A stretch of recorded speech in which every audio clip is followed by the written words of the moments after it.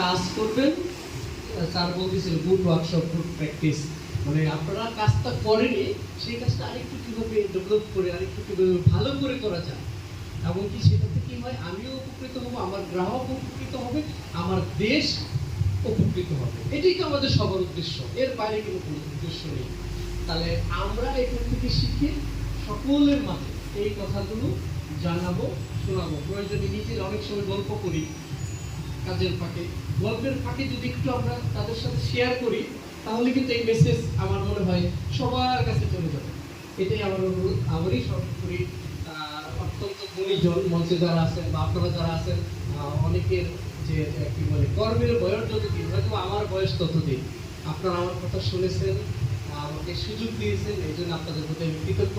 আমি অন্য কোনো কথা বলতে চাই না, আমি শুধুমাত্র একজন প্রশিক্ষণার্থী হয়ে শিখতে চাই। ধন্যবাদ সবাইকে।